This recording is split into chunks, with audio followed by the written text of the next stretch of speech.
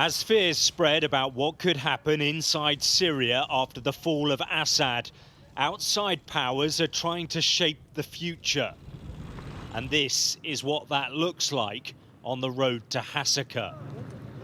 Destroyed ammunition from a weapons convoy is strewn all around.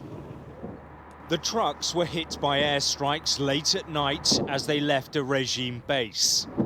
Secondary explosions lit up the sky as ordnance streaked across the horizon.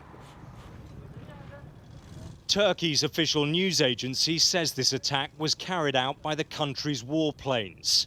Ankara does not want weapons falling into the hands of Kurdish groups. It worries they may be funneled to separatists inside Turkey. The driver of one of the vehicles only just escaped. Mohammed tells me he saw the first explosion and ran for cover. He thought he was part of a convoy transporting army rations. He says he's frightened about what's happening in Syria. I don't know what to say about things here. People are desperate and miserable. All the people are having trouble. I'm lost for words.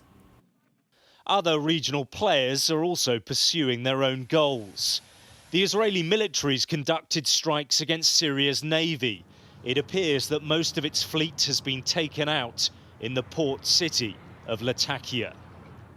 IDF forces are also moving into the buffer zone on the Israel-Syria border, casting it as an act of self-defense. But this is viewed by Syrians as an opportunistic land grab.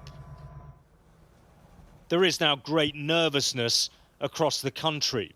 The revolution is not tied to a single group. Each has its own agenda. We visit an abandoned government army camp.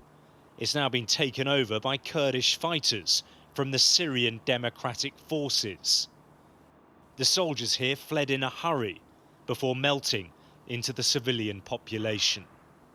It is strange walking around what was, until just a few days ago, a regime military base. Now, these places are slowly being secured by the different groups that have taken over the country, but you can see around here just abandoned trucks and supplies, and of course in here, ammunition.